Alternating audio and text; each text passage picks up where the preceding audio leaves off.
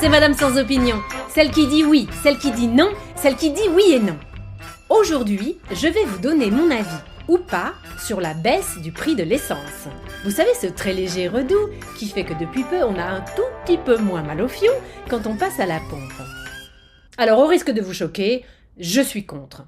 Je trouve que c'est une manipulation odieuse. Tout ça pour détourner l'attention de l'inflation galopante, alors qu'en réalité, ça ne change pas grand-chose.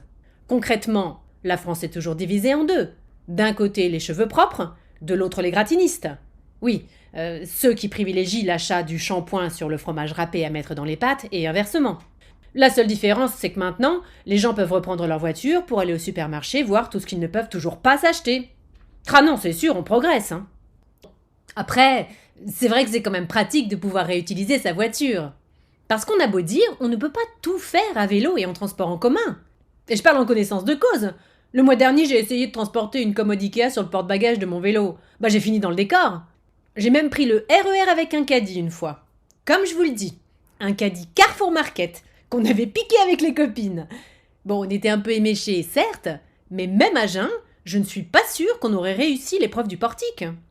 Bon, disons en tout cas que si on avait eu des denrées fragiles type œufs ou petits suisses, ça aurait été un carnage. Heureusement, dans le caddie, on n'avait que Christine en coma éthylique et elle a les dents solides.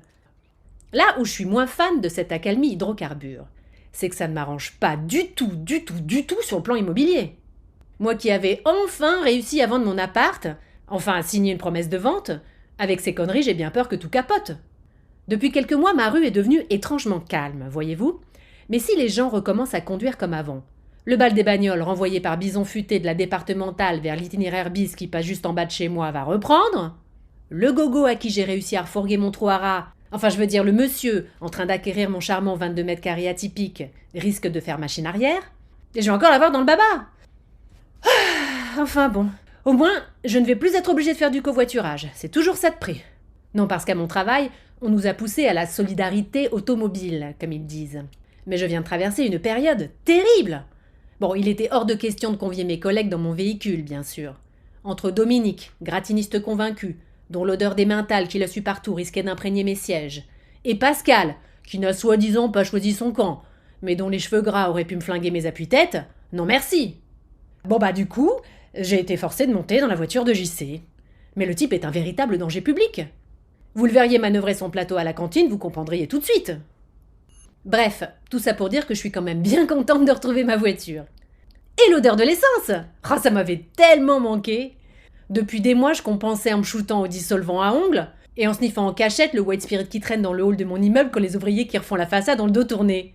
Là, j'ai retrouvé le doux parfum du benzène. Et puis je n'ai plus peur que mes arbres magiques périment aussi. Oh, j'en avais fait tout un stock à la foire fouille au moment où ils faisaient des promos. Bizarrement, nous ne sommes que très peu à apprécier le parfum bubblegum. Je vais pouvoir les utiliser à temps. Me voilà rassurée. Non, vraiment, ce plafonnement des prix de l'essence est une bonne chose. Hein. Ou pas. Oh, je ne sais plus, je ne sais pas. C'est pas grave, je vous laisse quand même. Faut que j'aille faire la cuisine, ce soir j'ai des invités et je leur ai promis ma fameuse recette de coquillettes au shampoing.